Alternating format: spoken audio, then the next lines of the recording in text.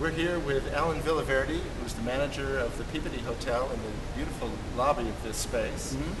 And you are one of many, but we could describe as a Beethoven Ninth fanatic. Is that true? That is true. And I've listened to a performance of Beethoven's Ninth in probably 7 cities in the country. Do you remember the very first time you heard it, or whatever impression it made? Well, that goes back to my childhood. I grew up in New York City, and I'm telling my age now, but my mom took me to the New York Philharmonic with Leonard Bernstein, and many seasons. And I always participated and loved going to that children's concert. And I remember, I don't know what exact year, but going through listening to Beethoven's Ninth when I was about 10 or 12, and it just captivated me, and it's been part of my life ever since. My first recollection of the Beethoven Ninth is also a Bernstein experience. In 1970 was Beethoven's 200th birthday. And you may remember the Philharmonic and Bernstein performed all the symphonies, and they recorded them, and they came out with a boxed set of all the Beethoven symphonies. And I wore out the third side of it, right? The Ode to Joy, the famous last choral movement. When you hear the whole symphony, it's quite a different experience. And it's quite a journey.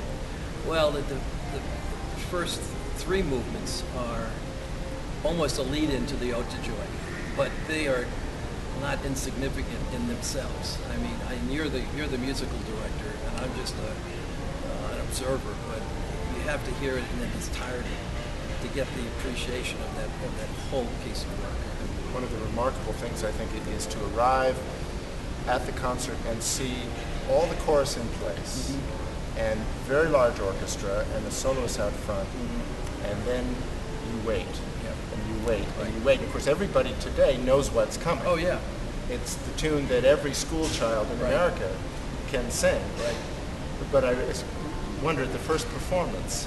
I was enthralled, and the chorus, because I had never heard a chorus and a symphony orchestra play together before, and it's really rare. I mean, there's not that many.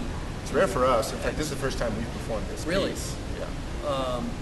It's really rare to hear a chorus and a full symphony orchestra play together in one performance, and that was the first time I ever heard that, and it just blew me away. Did you know what was coming? Did you know what it was about? No. Did you know that there was text?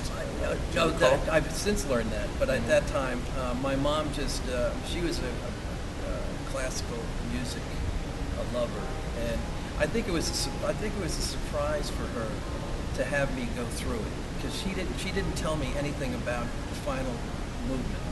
And when I saw the chorus lined up on that stage, I mean, I said, "Oh man, this is something I'm in store for."